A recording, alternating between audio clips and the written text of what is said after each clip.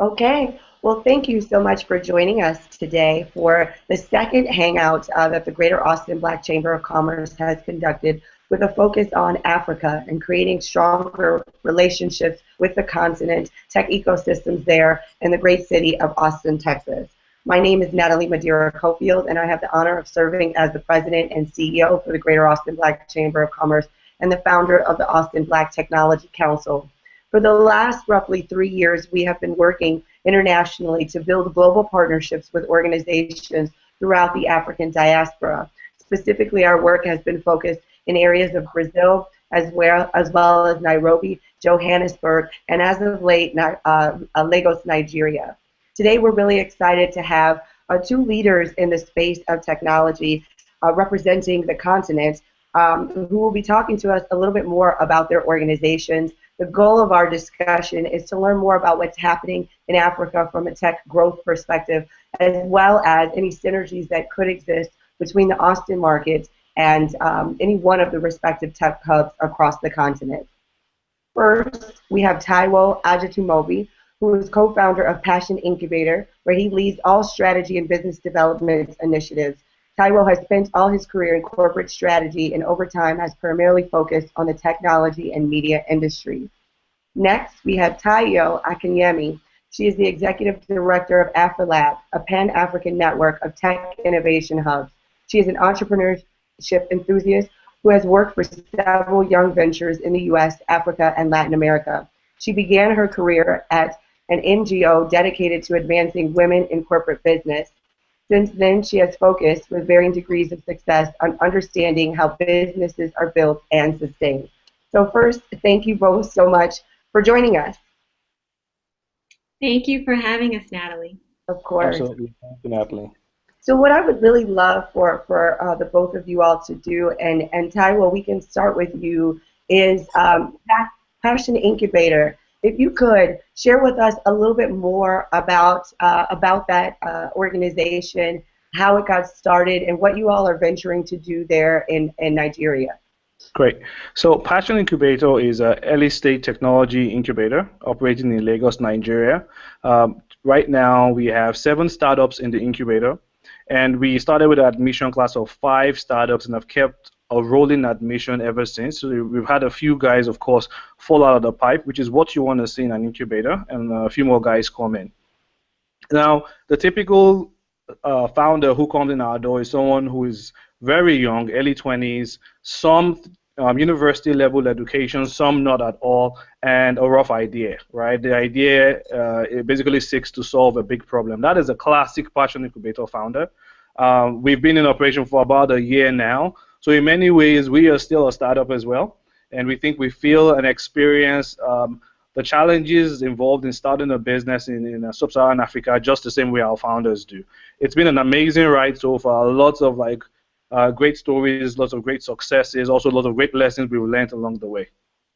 And so Taiwo, talk to us a little bit more about why you all endeavored to create an accelerator focused on technology in the continent against other initiatives that you could have created there. I think it comes down to the personal experiences of the founders at Passion Incubator, right? At different parts of our lives, we have had the opportunity to benefit from others breaking the glass ceiling for us, right? Someone else standing in the gap and pounding the table and creating an opportunity for Taiwo. So my personal experience, for instance, I came to the U.S. on a full academic scholarship, paid for by the state of Maryland. I did not know anyone in Maryland, and they did not know me. However, that seed has gone on to grow into many other opportunities for me down in my career. And the same thing for my co-founder, Olufunbi Falaye, right? Very similar experience as well. His path into entrepreneurship was actually through social entrepreneurship, right? And he got a scholarship to go study in India. And so when we came together and decided that we wanted to start a business, it was either go build a technology company and be one of several other guys out there doing it, or try to solve a bigger problem, right, which is to create an environment that provides sustained support, right? And for us, we felt the challenges that we were going to face as founders were probably similar challenges every other technology founder in Africa was facing. And so why don't we try to create that platform that could make it a little easier for the next guy? And so far, we've had some success at this. The next guy or gal. Oh, guy or girl, absolutely. So one question I will ask you as well before I move on to Tayo is what kind of emphasis have you seen Nigeria as a country, the government placing on building technology ecosystems? Obviously, Nigeria is the most powerful economy on the continent, recently usurping South Africa in that space. What have you seen in terms of commitment from the country level government to support innovation and entrepreneurship in the tech space? So there has been some progress in the last few years, and a lot of that, quite frankly, a lot of that credit goes to the incumbent Minister of Science and Technology. Like she has done a lot and been very deliberate about encouraging entrepreneurship and then trying to support startups in the ecosystem. Most of that work has been done through an organization called NITDA. However, this is just one of several needs that exist in the ecosystem. So there has been some support. NIDA works with Idea Nigeria, which is a government-funded, government-supported early-stage incubator. What you've seen is that private sector has also gone in there to complement the efforts of the government. So it's been a really great story of public-private partnership, right? To see both private sector money and government money go into a space that previously was receiving no attention. I think a lot of this has happened on the back of the volatility in commodity prices. As many people know, Nigeria's mainstay of Nigeria's economy is earnings from crude oil. And recently, you've seen those prices crash. Well, it's not the first time this has happened. And I think after the last major shock to oil prices, the government started to pay more attention to the growth in the services sector. Primarily on the back of technology for us, that's the growth of internet penetration and selling business products and services through the internet. Got it. Thank you so much, Tyrell. Now, Tayo, if you could talk to us, your experience has a rich breadth to it as you're focused on the entire kind of continent with your Pan-African focus on technology. And I'd love to hear from you. Why did you initially create AfterLab? What was the impetus for it? What have you seen from a technology perspective on the continent? So I actually did not create AfroLabs. I'm the first director, if you will, but it was founded in 2011 by 5 gentlemen who did co-found Spaces on the continent. They are Eric Hersman, who co-founded iHub in Nairobi, Ben White and Bill Zimmerman, who co-founded VC for Africa and also were part of founding Active Spaces in Cameroon. Bart Lacroix, who co-founded NILAB also in Nairobi, and Eric Gozier, who co-founded Hive Collab in Kampala. And they were literally sitting on the floor of one of the hubs that was just about to be launched. I believe it was the NILAB in Nairobi, and appreciating the feeling of community that they felt and sitting in a room with several others who were working to build their local tech communities and thought, we should create an institution around this and find ways to support other hubs that are doing similar work to support, in turn, support their local tech communities. So AfroLabs was born out of that desire to create a framework, essentially, for that support. In terms of what I see in terms of technology, I mean, it is, we do have a Pan-African focus, and it's kind of terrible to generalize, but surely there's been a rise of tech-based solutions to consumer needs across the continent. I think a lot of it, at least initially, has been, for better, for worse, consumer-focused and to a certain extent app-focused. I think we're starting to see more B2B solutions, which I think is great, and more questions asked about B2B solutions that serve interesting verticals. So Taiwo was talking about the diversification of the Nigerian economy. So to a certain extent, if you consider IT an enabler, tech entrepreneurs should be sort of trying to explore how they can create tech solutions that solve industry problems.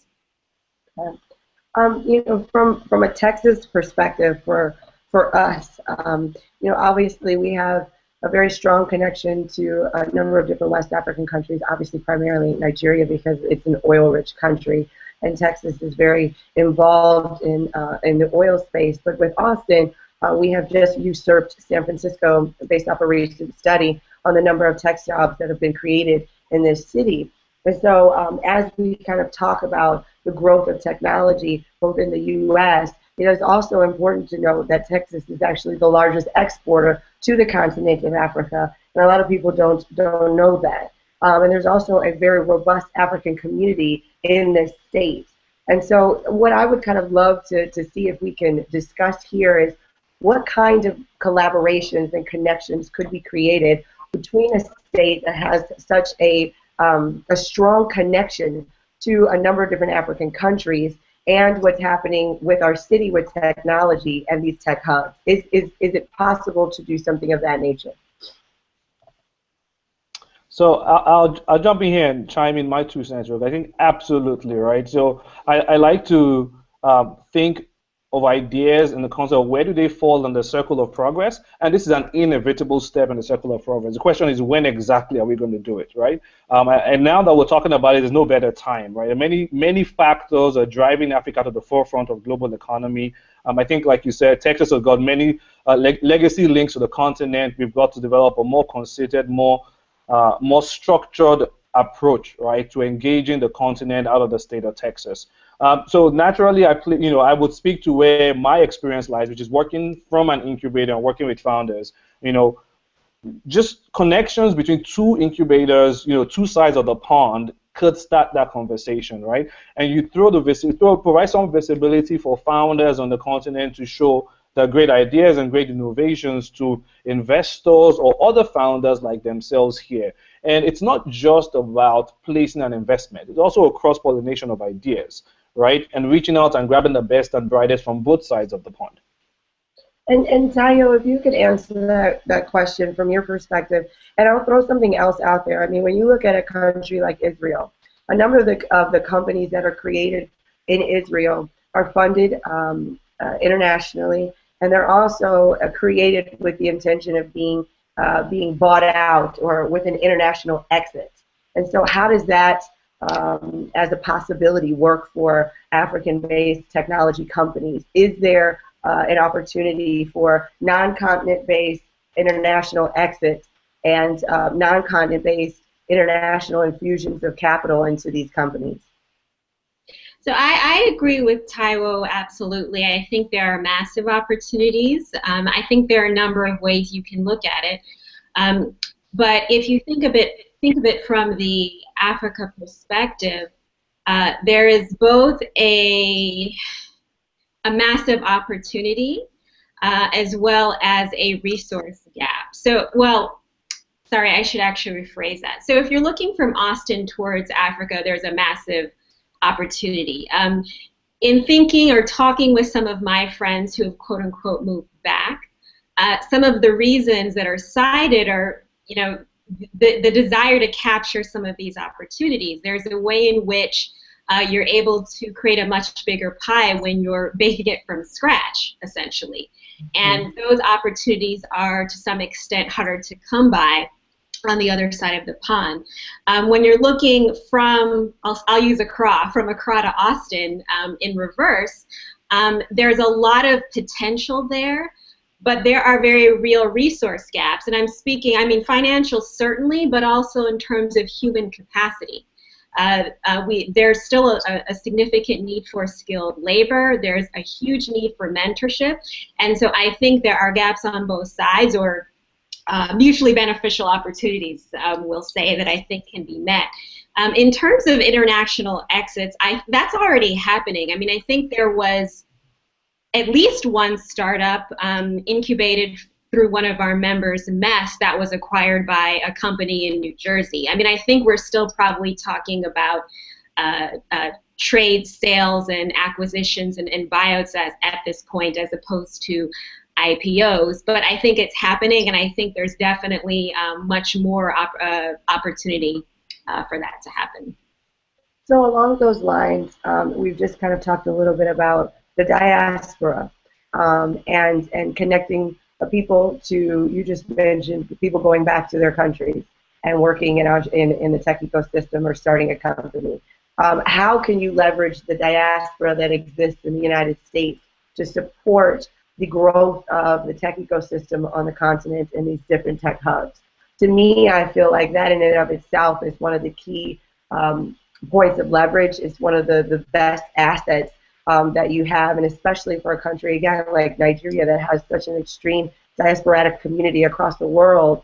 How do you get people to, whether they decide to physically move home or not, invest their funds in businesses, whether they're U.S. based or not, that may have the potential to grow. So, Taiwo, if you could talk a little bit about that.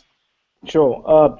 Permit me 1 second to comment real quick on the exits. The other thing we have on the continent now is a pretty vibrant private equity, ecosystem, and they do a lot of deals. Unfortunately, most of those deals are lopsided more towards more established industries, construction, real estate, of course, oil and gas, commodity-based deals. And I think eventually these guys will start looking at technology companies as opportunities to put in some finance, and that could be a pretty exciting exit opportunity for an early investor in an early stage startup in Africa. But that's still maybe a year or two down the line. Now, to speak directly to the question you asked, Natalie, I think there are a couple of different ways we can engage the diaspora.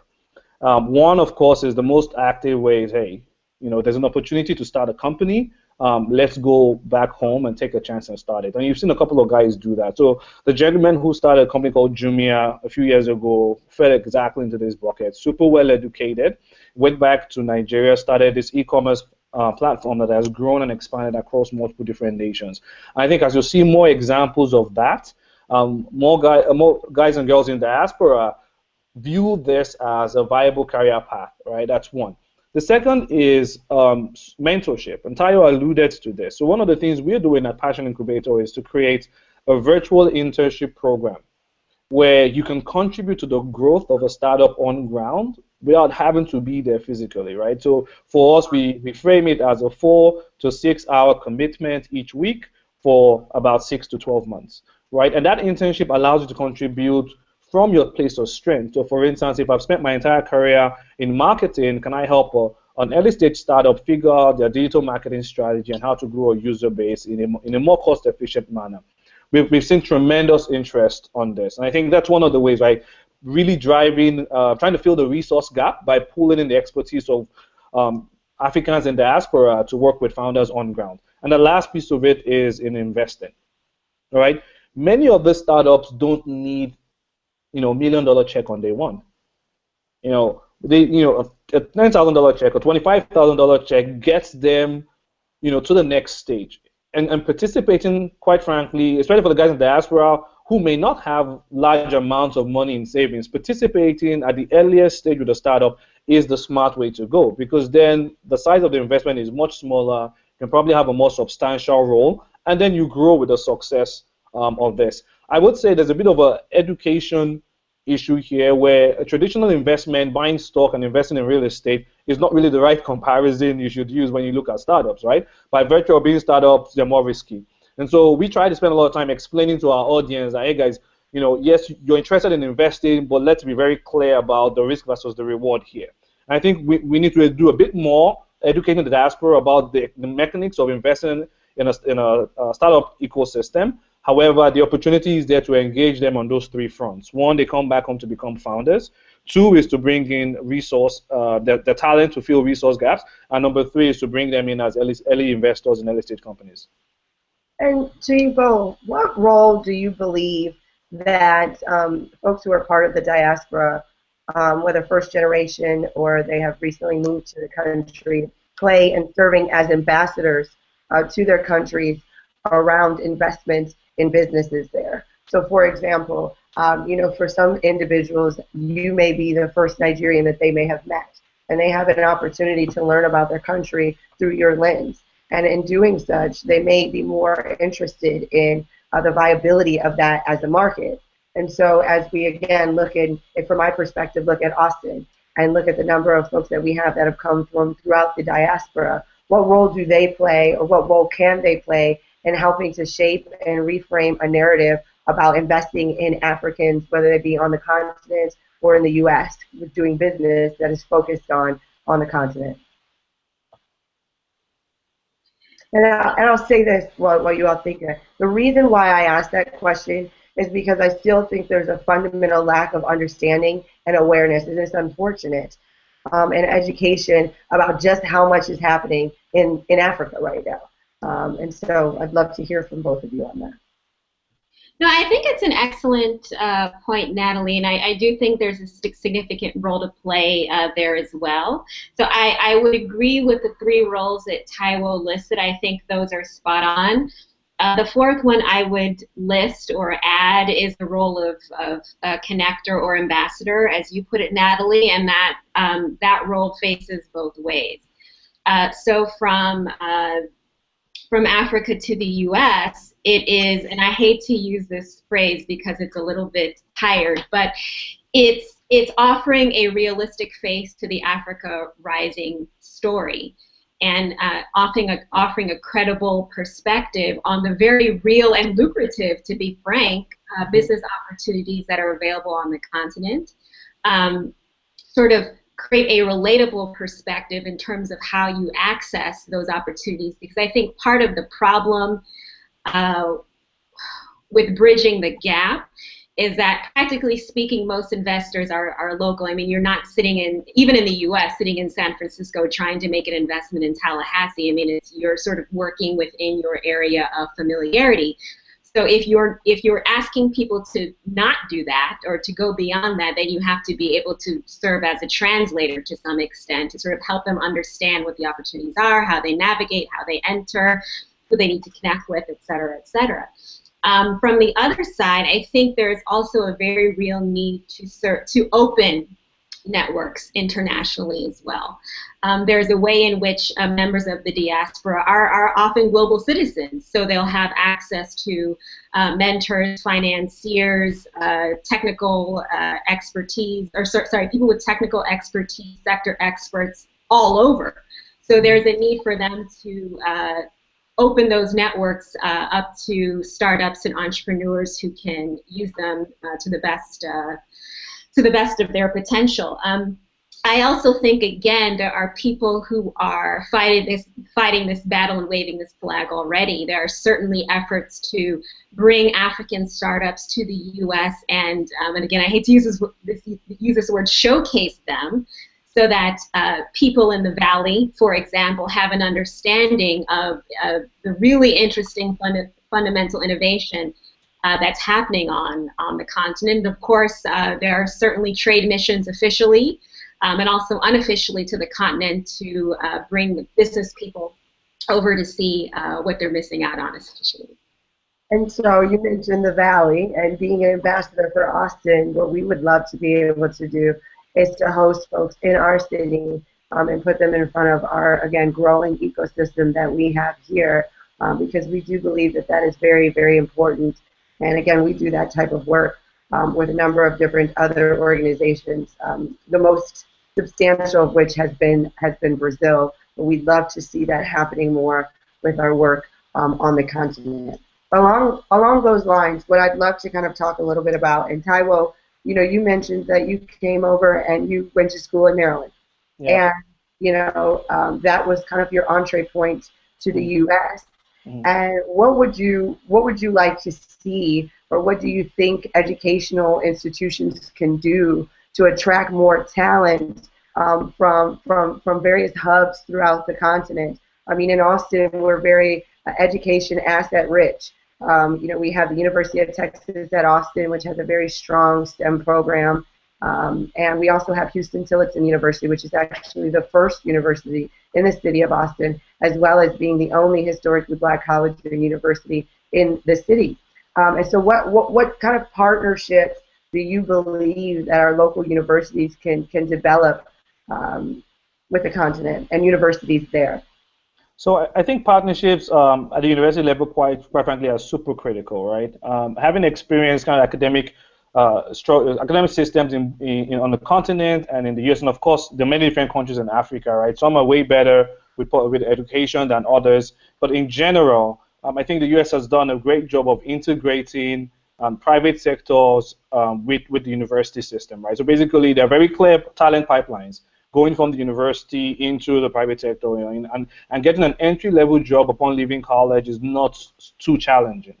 I think that's where kind of university systems in Africa may benefit from. So passing along or helping these universities think through the problems with becoming a pipeline for talent and truly like curating your talent and being very deliberate about directing it in the right places. Now, independent of any collaboration, right? Some of this work is already going on across the continent. You've had federal government sponsored programs in Nigeria that seek to do this. But that for me would be something great to see, right? A very vibrant internship system run out of many of the big universities on the African continent. Beyond that, I think graduate study opportunities are very important, right? Because really the heart of R&D and kind of super high-tech innovation, much of that comes from the research world, much of that comes from the academic world, right? Academia. And I think forming links with universities on ground in Africa to pull in the best and brightest talents and give them an opportunity to continue to extend and build on the academic expertise, whether through research or through graduate degrees, I think that could be pretty important. And then lastly is there's a very deliberate attempt here to take patents into production, right? I think that's something that local universities in the African continent can also benefit from. And we're super collaborative at Passion Incubator. The first thing we want to do is to form a partnership. We work out of bed, and the first thing we want to do is to do a partnership. So, so for us, I would always go to that. Universities across the two continents should be in partnership to help develop some of patents that are local to the African, that provide a solution to the African problem, and help commercialize them. No, I'll actually add something to that, and I want to get to IP since you just mentioned it. Another piece is innovation that is happening around the agricultural industry and how technology is playing a major role in that. And so again, with the lens of being in Texas, Texas is a very ag-rich state, and our universities also specialize in that. And I think, as we were talking about this, in my head, I'm thinking it would be really great to establish partnerships with schools because, again, technology should be the foundation of so many different disciplines. And I think right now we talk about it from this perspective exclusively of coding, but really it should be integrated in everything that we do. And so I'm listening to this and I'm thinking this is a great opportunity to get engaged in conversation with those who are majoring in things that pertain to agriculture and talking about the innovations that they could be building with technology with some emerging markets on the continent. So I just thought of that. The second thing is that you mentioned kind of patents, and it made me think, and I'd love for you both to answer this. Let's just say that someone did come to the U.S., whether they were a citizen or not, and came up with patents that were approved by the U.S. Federal government. How would that type of international patent be respected or be regarded when it's brought into another country or another market?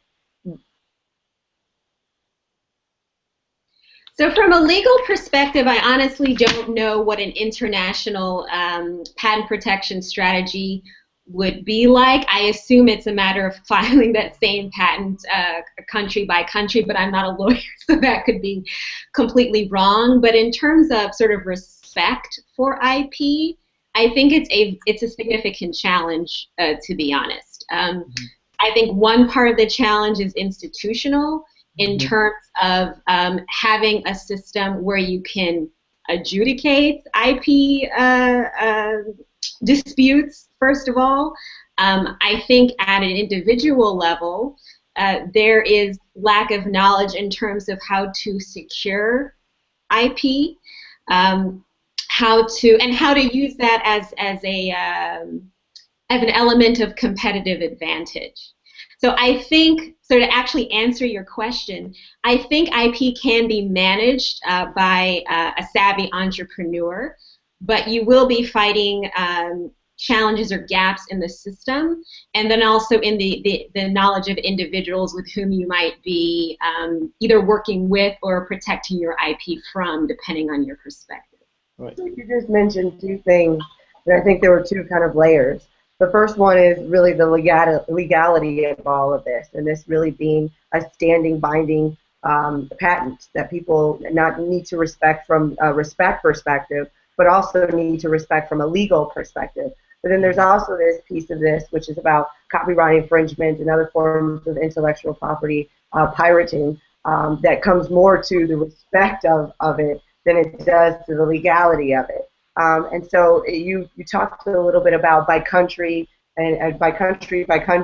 And so there are more than 50 countries on the continent. How would you, and I know this may kind of fall outside of both of your purviews, but how would you advise, or what advice would you give to someone who does have a patent in the U.S. or is endeavoring to create something that is specific to the continent, or maybe a country in the continent, but has the intention of expanding it? We all know that with a number of different emerging markets, the process for permitting and other legal processes may be more difficult to go through. How do you encourage someone to take on that as a burden, because it's something that could be very valuable to them at some point? So, very much like Tayo, I'm not a lawyer, but I will give my 2 cents here. And this is it. I think you pick which battles you want to fight, right? There are 50 plus countries in Africa. Every single one of them presents some kind of opportunity or the other. In some countries, a little further along the line in sort of like developed legal institutions than others. Now, knowing the local dynamics within that country is very important. So, for instance, it may be a little easier to protect IP in South Africa versus in Nigeria. However, Nigeria has got 170 million people.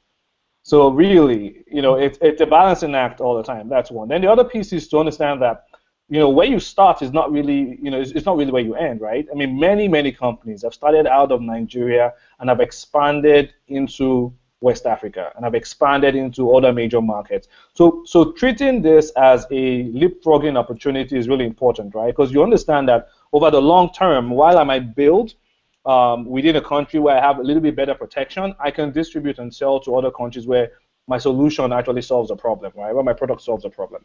And then the last thing I would say is you've got to run faster than the competition, right? It's not, Africa today is not a market where you build IP and you sit on it and charge a royalty. No, I mean, I think, for the guys who can develop that great IP, they've got a responsibility to execute, or at least have an execution partner who will take you to market. Every single successful technology company in Africa today has got some kind of copycat or the other. And so my own 2 pieces will be you've got to execute faster. Right. Tayo, did you want to add something to that? You look like you were shaking your head in agreement. Yes, and that's all I have to add is shaking my head emphatically in agreement. I mean, even in speaking to local entrepreneurs, because IP protection is also a local problem, that's what the advice is, that, look, I mean, you can be sort of lawyered up and patented out, but if you don't execute better and faster than your competition, you're going to lose. So focus on having a solid product, having a solid business, and executing. That should be your primary concern. Okay. So I have 2 final questions for you all. The second to last one really kind of pertains to companies like Facebook, companies like Google. They're members of our organization. They've expanded across the U.S. and obviously have a strong presence in Austin. And as we continue to keep seeing the technology growth in this country, we're seeing it across the ed sector, but we're also seeing a lot of it in things like Snapchat, which is kind of, getting bought out for billions of dollars. Things like Instagram, which is, using the technologies and the innovation of a company like Kodak, since we're talking about kind of being quick to market with your innovations, that didn't take advantage of their own digital innovation the way that they could have and the way that they should have. And so now you have these younger companies that have really been able to capitalize off of that. For companies like that, that are more based in the social piece of this, that may be looking to expand, how does one enter into the African market? Obviously, again, there's no one African market, right? We understand that there are many different complexities to each of the varied countries. But how does one begin to put together a strategy around engaging the continent? Is something like a Facebook really used and really needed outside of the major cities? In the villages, would people use that? Is that a priority for them? Obviously, getting more users is of priority to these companies. but does what their needs are meet with what the needs of these developing and emerging communities? So I'll take a first crack at this. I think Taiwo probably will have a much better answer, but I'll offer what I'll offer my perspective. I doubt that. I doubt that. So I would start by saying that so the big tech companies, as I'm sure you know, Google, Facebook, Intel, IBM, Oracle, Huawei are already here to play. They've been here. They're not going anywhere. And they're not here for social good. I mean, okay, just to a certain extent, there are certainly some sort of CSR, responsible business initiatives, nothing wrong with them, but that's not why they're on the continent. They're on the continent because their growth margins in quote-unquote developed markets are slim, and the proliferation of mobile and the spread of tech presents them with massive opportunities that are hard to parallel elsewhere. Surely there's growth in Asia as well, but the African market is certainly compelling.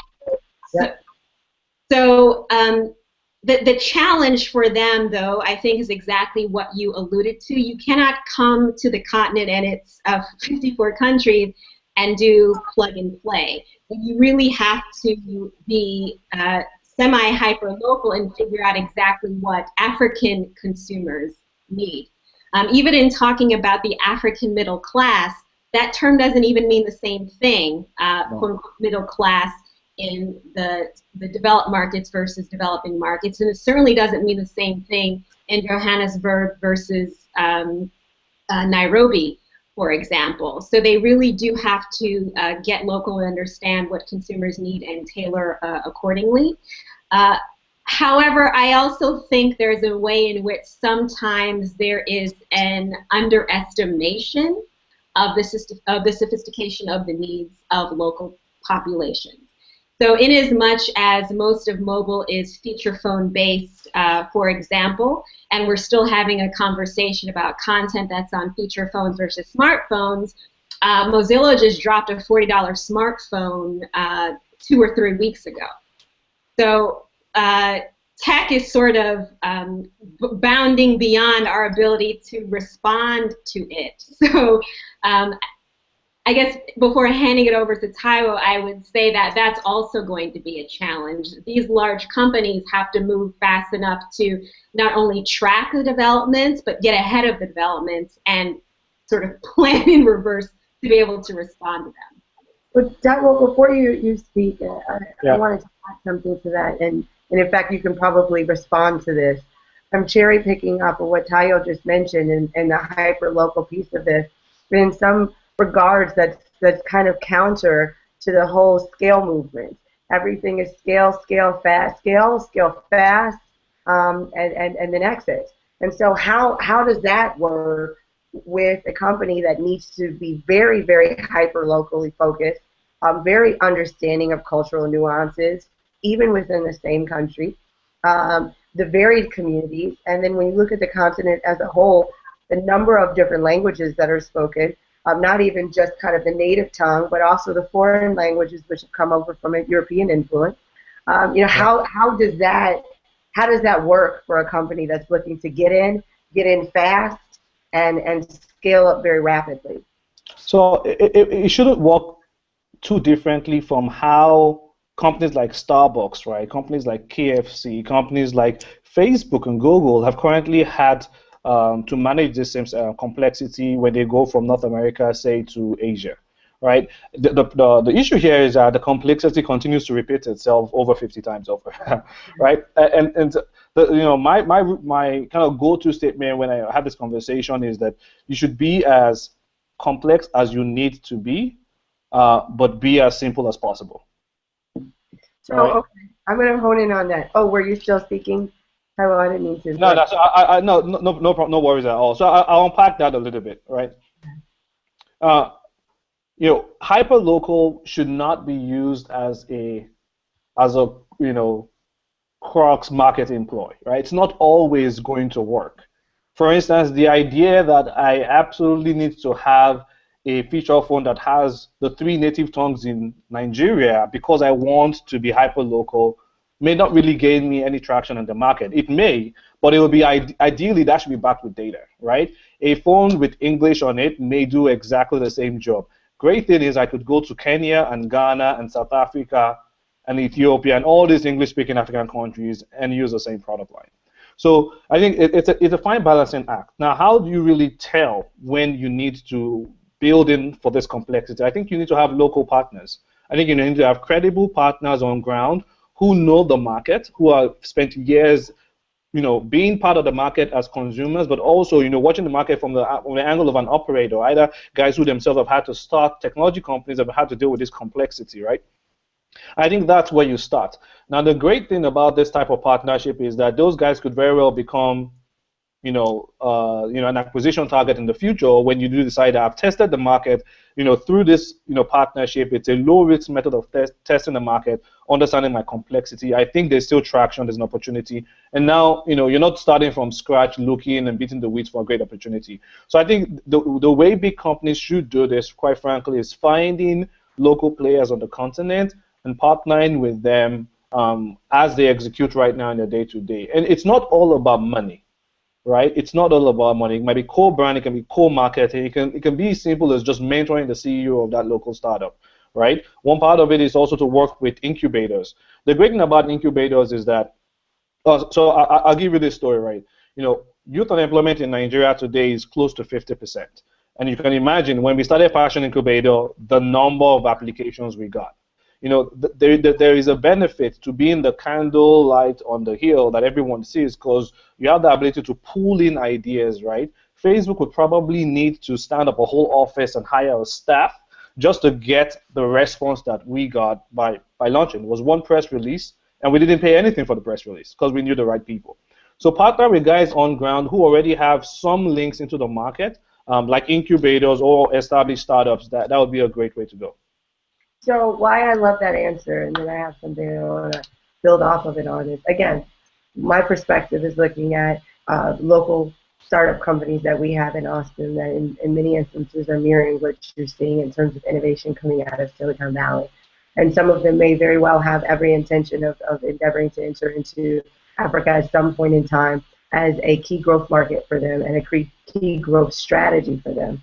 And what I'm hearing from you is this great opportunity for local entrepreneurs and local businesses to be considered partners to those companies versus what typically happens is, you come in with a already existing infrastructure. You come in with an already existing standard operating protocol of how the organization is going to do business somewhere. And there's very, very little room for nuances and changes. And when we're making comparisons to places like China, I mean, that's far more of a homogenous society than with a very large population than what we are all agreeing to now. Very fractured, segmented communities, populations across a number of different countries throughout the continent. And I feel again as though that's almost, counter to the way that a large elephant company would see themselves entering into a market. It almost sets them into, I want to say, like a startup mode again. You're building these local partnerships, and that's far more entrepreneurial than coming in with all your own stuff and kind of forcing it upon the market, which I think we're all in agreement is not the thing that's going to work. The question that I do have about this, and I think I may have lied when I said I have my last question, is how does a company like that protect itself from the company that it's working with, in this instance maybe it's sub or it's partner, again, around intellectual property. So what's to say that the business that you partner with in these local markets is not then going to go off and create, Snapchat for whatever this market is. Now that you're partnering with them, you're sharing with them all of your kind of ways of doing business, which is very, very important information and private information that not many people are privy to. So I'd love to hear you all's opinions about that. Tayo, you want to go first? No, I think I'll time on this. This isn't really my area of expertise. I can offer my opinion, but I think Kyle probably has a more credible perspective based on experience for this one. You guys give me way too much credit, but I'll take it. Well, so here are my thoughts. But do you see where I'm Actually, going? Tayo, maybe you go first, and let's hear your opinion first, right? So my advice would be very basic. I mean, anytime you're creating a partnership, whether it's in your same country or abroad, you have to do your due diligence. So you have to make sure that the company that you're dealing with, the individuals that you're dealing with, share your same values, that you are pursuing similar goals in similar ways, and to the extent that you can. I think it gets complicated. Don't put all of your eggs in one basket to start with. Maybe start with smaller test case types of deals or partnerships to sort of test the water and see how it goes. And then if it goes well, then you sort of create something a little bit more. Not sure what the correct word is, systemic, but that's what I would say. Yeah, I absolutely agree with that. Go ahead, Natalie. Okay. So my last question, that was a tricky question for the two of you all to answer, but I think you know exactly where I'm going with it. I might add an additional point to that before we move on. All right, I think part of it is also understanding that everyone has got to win in a partnership like this. All right, it's got to be a valuable relationship for the big giant tech company, and it's got to be a valuable relationship for the small tiny startup in Africa, right? And I think that's how you minimize the risk. The risk is never really going to go away, right? But that same risk exists here, as does the other risk that the next company will move faster than you and say, hey, it's worth my while to do it. I might not be, I might be IBM, I might be viewed as big and blue, but I want to move faster than Google, and I'm going to go invest $1 billion in Kenya, right? So which risk do you really want to solve? It would never disappear. You can minimize it. I think making sure you remain a valuable partner to these guys, and so they've got to have a seat at the table in defining the nature of that relationship. Once again, similar to the theme of the entire conversation, it cannot be a pre-baked, one-size-fits-all approach. Okay. Awesome. Thank you both for answering that. The last question really has to just do with diversity and perception. So obviously in the United States, we are having a really big movement right now, in which was one of the reasons why we created the Black Technology Council with the Black Chamber in Austin, but also a movement for diversity and inclusion in the space of technology and amongst technology companies. How do you all feel, and this may be another tricky question to kind of end with, and I appreciate you all taking this on, how do you all feel diversity plays itself out in the context of looking at the African marketplace? Obviously there is Northern Africa, which feels in some instances a bit closer to the Middle East, and then there's Sub-Saharan Africa, which is obviously more of the darker hued Black Africa, and then you have Cape Town, and you have Johannesburg and all the other areas outside of Cape Town in South Africa. And I would love to hear you all's opinion about the inclusion of diversity, both amongst the locals there, as well as the acceptance that you feel like you receive or do not receive when trying to do business abroad, specifically in the U.S. So I'll take the first question, right? Yes, there is the issue of, you don't look like the last startup that the investor put money in. And I say this, of course, with all sensitivity. And so you're constantly fighting a battle to validate and to prove yourself, right? And many times when we go into conversations as Passion Incubator, we start out talking about, that big company where we worked at and, that school where we went to, just to establish credibility. That's probably not going to go away for a while. But what we do is that we work harder than anyone we know, and we know that we'll find an uphill battle with diversity. So my point, that's just my own long way of saying that yes, it is a challenge right now today. It would be good to see more tech companies view the African continent as an opportunity to build the diversity pipeline into their companies in general, right? Whether it's from a talent point of view or if it's just from kind of how they view the world, right, and have another perspective on how to go into a developing market, whether it's African or Asia or Eastern Europe, right? Now, how does it play out on the continent for us? The one big thing that we are working on, and many other organizations like Passion Incubator are doing this, is to drive more gender diversity in technology.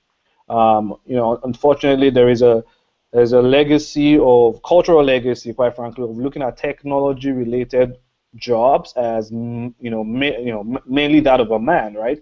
And that is not right, of course. And the great thing about things like software and hardware design, for instance, is that the physicality of those jobs are no longer factors, right? Some of the best programmers I knew I was in school were female programmers, and they took everyone's lunch, in school, right? And these guys would make great developers for anyone who's willing to invest in that. And so what we do is to put in an inordinate amount of time and effort into finding female partners. That's how we view the world. And we think you have more guys on the continent doing this now, being very deliberate about generating a pipeline of female talent.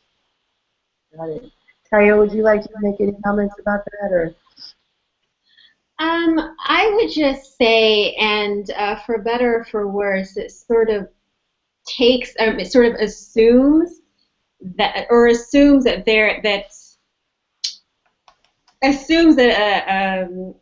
an opportunity in Africa, but I would say that the premise behind the utility of diversity is that if managed properly, it creates competitive advantage. And so if you're looking at opportunities on the continent and you're not looking at it from that lens, you're probably going to miss quite a bit, in the sense that you cannot, it's not possible actually to recognize the opportunities on the continent without sort of acknowledging that. Now, obviously, there are a lot of questions to be asked in terms of how you get people to acknowledge that I'm unfortunately not prepared to answer at the moment. But to sort of loop back your point, or bring back your point about ambassadors, my hypothesis might be having people coming from a different perspective and literally a different geographical location and presenting the opportunity, might open a window somewhere. In the sense, when you're in your own context, you have certain assumptions about the people in your context. When people from a different context come through and sort of offer you a different picture, perhaps you see the picture differently, perhaps not. But I think there's also a role for ambassadorship, shall we say, in really talented, high-quality African entrepreneurs and startups coming to the U.S. and showing what they've got, essentially. Yeah. Awesome. So I'll just share with you both. You probably are familiar with Forward.us, which is an initiative that's coming out of the Valley around immigration reform. And so our chamber has been very involved in that.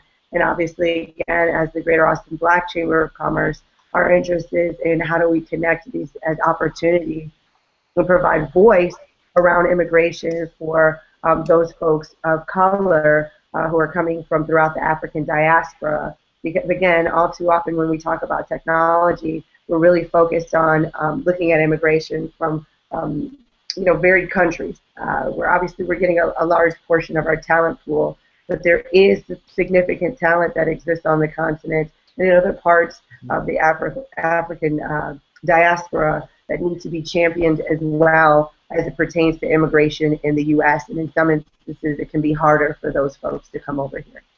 So with that being said, I just want to thank you both so much for taking the time to be a part of this Hangout. Again, this is the second Hangout that we've had of this nature during South by Southwest, where we're focused on connecting within the tech space, both with African Americans and those in the U.S., as well as our brothers and sisters abroad.